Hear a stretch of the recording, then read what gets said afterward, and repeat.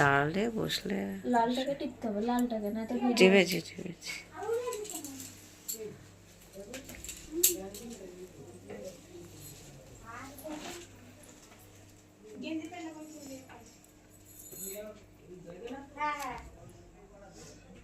তুমি একটু উঠে বসো পা তুলে। বাবু ওই জলের থালা গ্লাসটা সাইডে রাখো। কাঁদছে? যাচ্ছে।